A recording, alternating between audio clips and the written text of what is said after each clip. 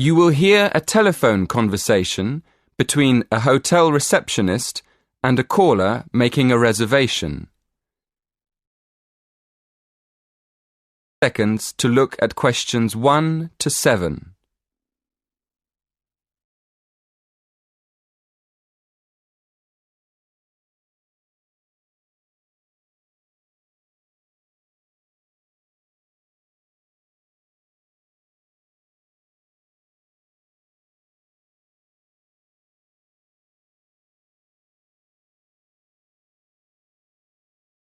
Now we shall begin. You should answer the questions as you listen, because you will not hear the recording a second time. Listen carefully and answer questions 1 to 7.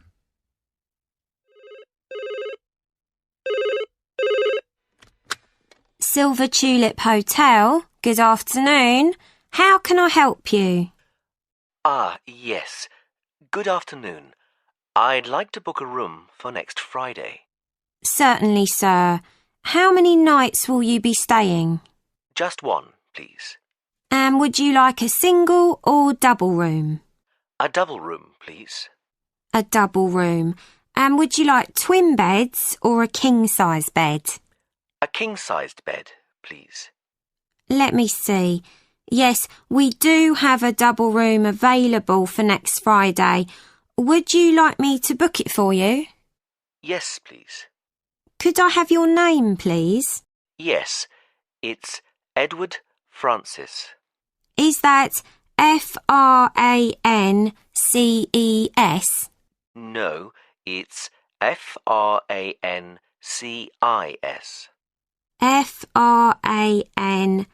Francis. Yes, that's right. And your home address, please, sir? Yes, it's 23 Cypress Avenue, Cambridge. Is that Cyprus? No, Cypress, like the tree. Oh, I see. And your postcode is? CB3 9NF. And it's just for one night? Yes, that's right. We can reserve a parking space for you. Are you coming by car? Actually, I'll be taking a taxi from the station. That's fine. And one last question. Would you like dinner and breakfast? No dinner, thank you. But I'd like breakfast. Just breakfast. So, to confirm, you're arriving on Friday the 16th of April and leaving on Saturday the 17th. That's one night in a double room with a king-size bed with breakfast. That's right. Thank you very much. Before you hear the rest of the conversation, in the exam you will have 20 seconds to look at questions 8 to 10.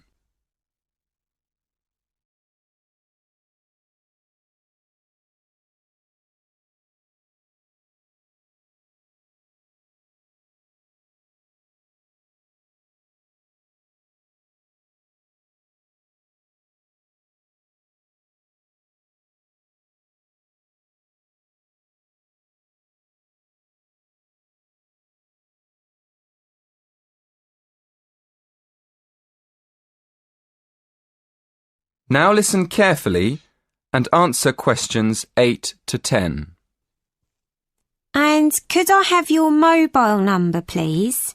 Yes, it's 07976 122 577. Oh, no, sorry, it's been changed. It's 07961 121 597. 07961 121 597. Thank you. Is there anything else I can help you with? Yes, I'm having dinner with a friend. Could you recommend a good restaurant nearby? That would be the Winston Churchill. It's about a mile from here. Perfect. Could you please make a reservation for 7 p.m. and leave a message with the details for my friend when he arrives? Certainly. What is the gentleman's name? Mr. Alaoui. That's A-L-A-O-U-I. No problem. We look forward to seeing you next week. Thank you. That is the end of part 1. You now have half a minute to check your answers.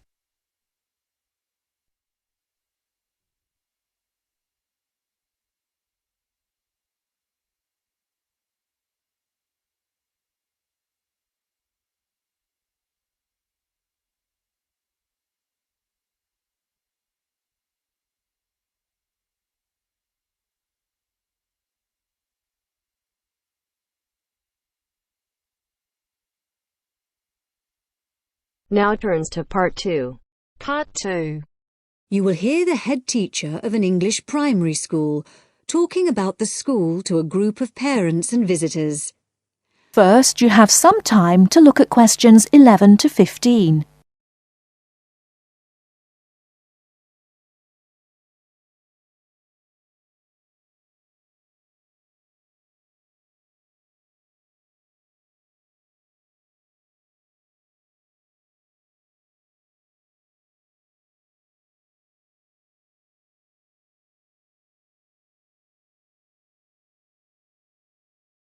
Now, listen carefully and answer questions 11 to 15. Good morning, everyone. And as the head teacher of Cranley Hill Primary School, I'm very happy to welcome you to our open day.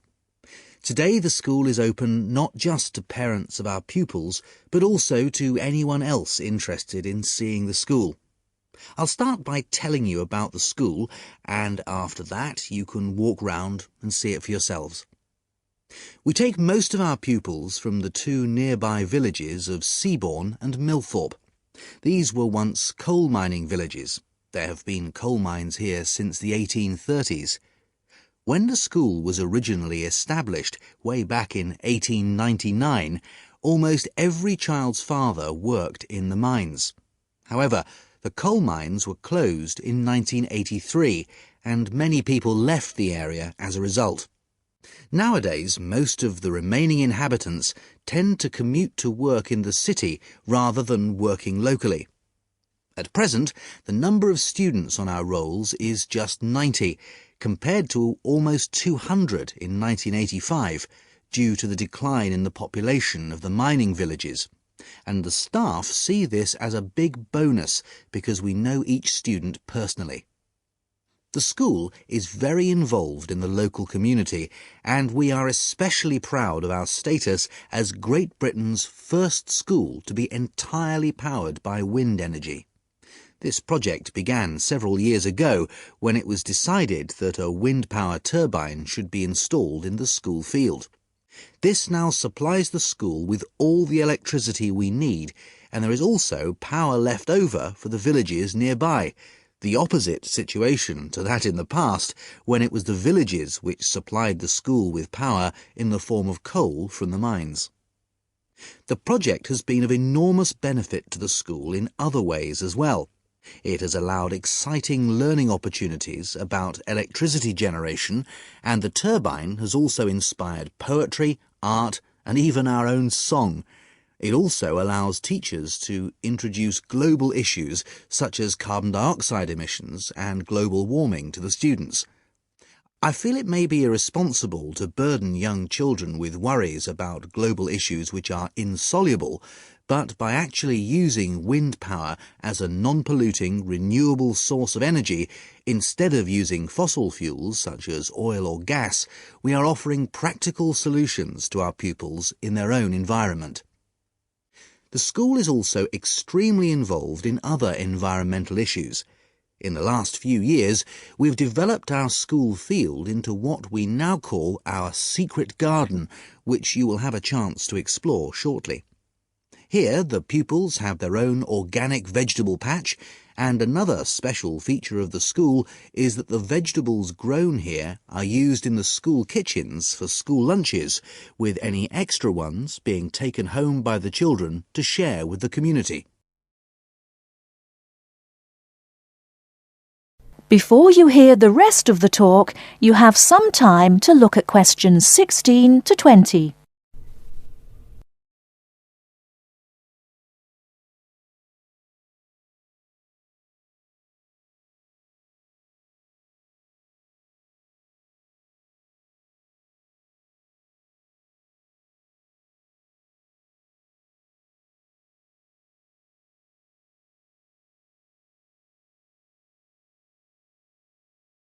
Now listen and answer questions 16 to 20.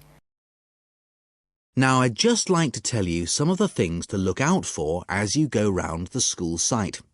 At present, we're standing just at the front entrance to the school facing north, and as you can see, the ground slopes up quite steeply behind the school. To our right, we have the car park, OK? And to our left, we have our sports field. This is just for training and informal games. We use the village football field for our under-11 matches. At the far end of the car park is our recycling centre. This is for things like paper, glass and so on, and everyone is very welcome to make use of it.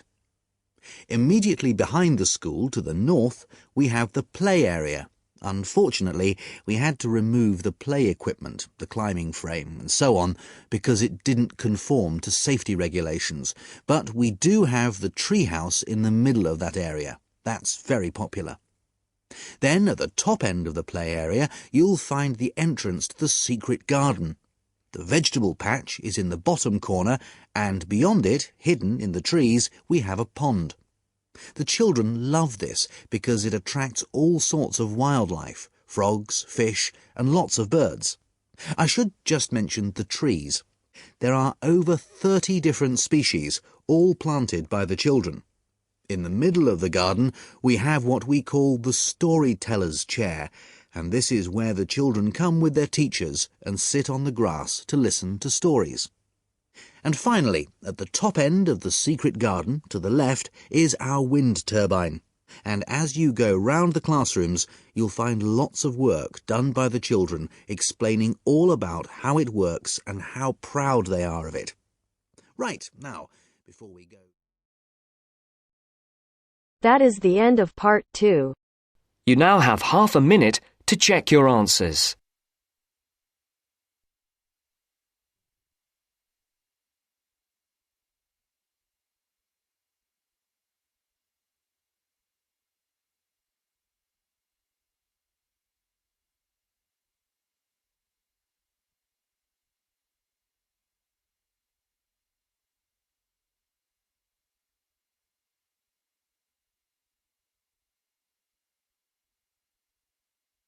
Now turns to part 3. Part 3. You will hear part of a lecture about tourism in the leisure industry.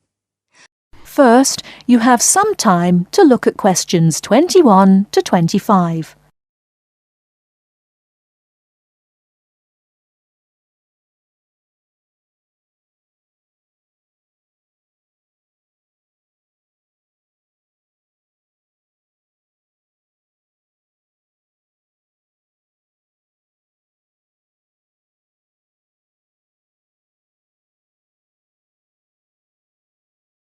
Now listen carefully and answer questions 21 to 25.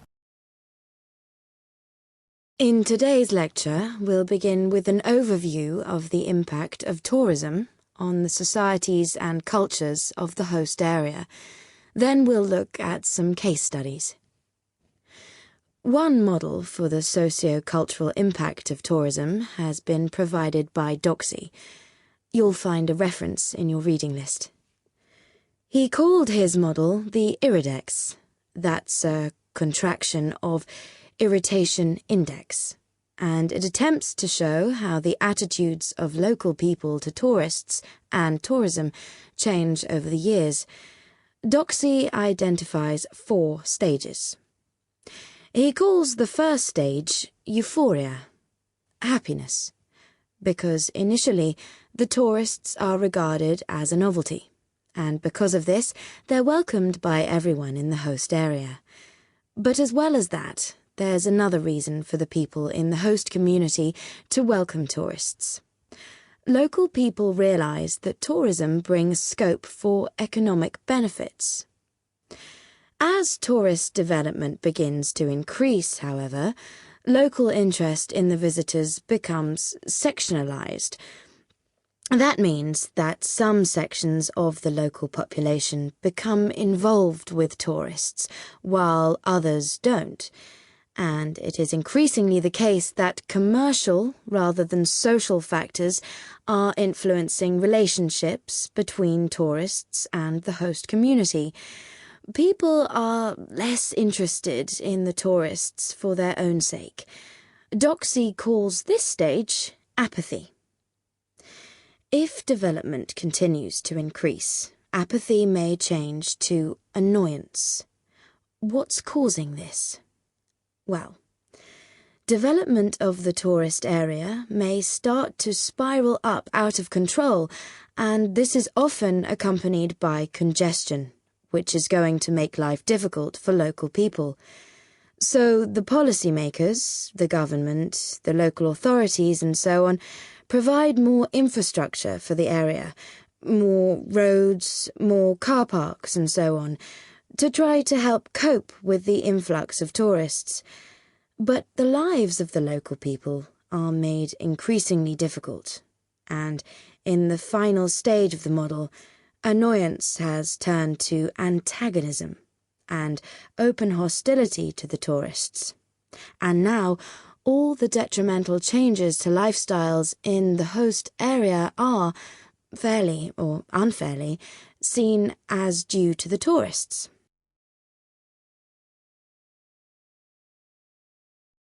Before you hear the rest of the talk, you have some time to look at questions 26 to 30.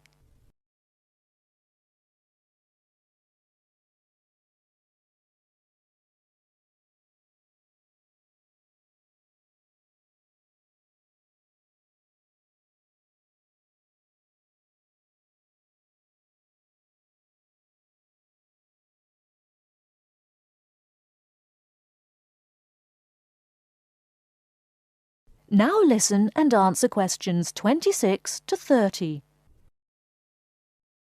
Well, this sort of pathway is certainly a fairly good reflection of what happens in some tourist destinations.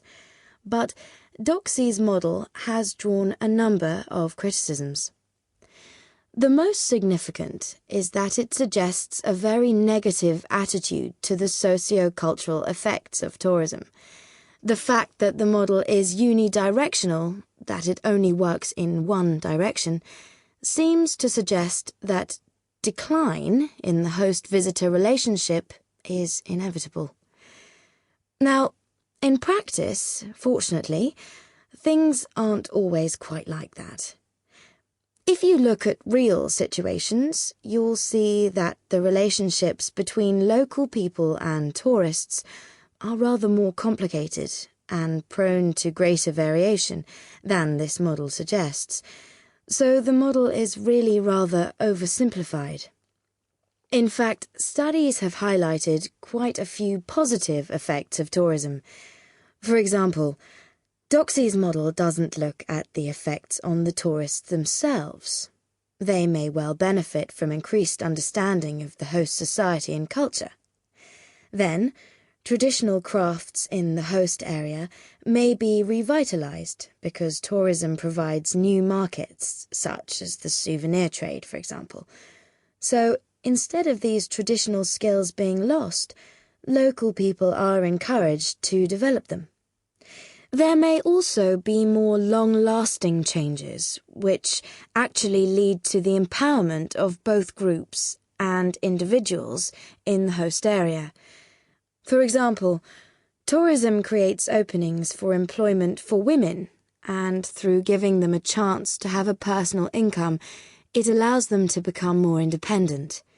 In addition, because tourism tends to work through a very few languages that have worldwide usage, those working in the tourist industry may be encouraged to acquire new languages, and this will empower them through providing wider access to globalized media and improving their job prospects in a wider context. Right, now we'll take a short break there, and then we'll look at a couple of case studies and see how far the points we've discussed so far apply to them. That is the end of part 3. You now have half a minute to check your answers.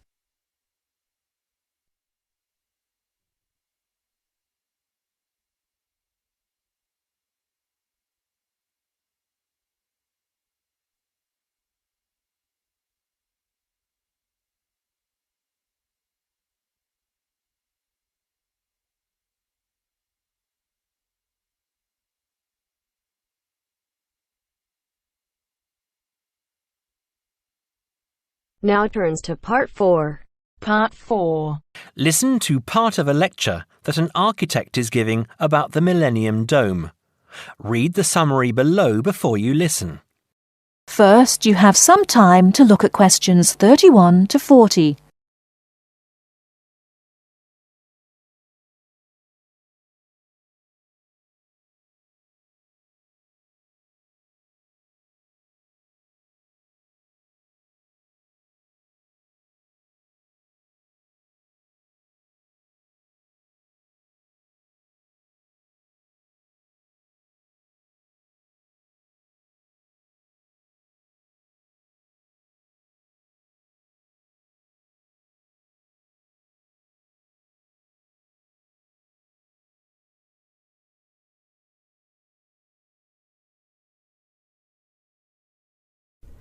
Now listen carefully and answer questions 31 to 40. Ask why the Millennium Dome is so unpopular, why people are so upset by it. After all, there are ugly buildings all over the world. Blocks of flats and office blocks in every city in the world are truly unpleasant to look at. I'm sure you have plenty of ugly buildings in your city. However, the important difference is that the Millennium Dome was not constructed quickly and cheaply like some 1950s block of flats. It was built to celebrate a special occasion. It took years of planning and years of construction. And it cost an enormous amount of money, not far off £1 billion. The Millennium Dome is supposed to be beautiful. It is, however, quite horrible. It was built to bring one of the world's great cities into the 21st century. Now, less than 10 years later, nobody wants to look at it. I am afraid that it will always be famous for its ugliness. In the United States, we have our ugly buildings too. The Chicago Public Library is a good example, and the Experience Project Museum in Seattle is awful. But there is something about the Millennium Dome that makes it worse, in my opinion at least. I admit that the design of the building is ambitious and, of course, is a great achievement of engineering. However, I'm afraid that for me that is not enough. To my mind, the Millennium Dome was and is a huge disappointment. So, what will become of the building now? I understand that it has been bought by a company that hoped to turn it into a venue for entertainment events like shows and concerts. I suppose that considering how much it cost, it is good that it will be used for something. Personally, however, I would prefer to see it pulled down.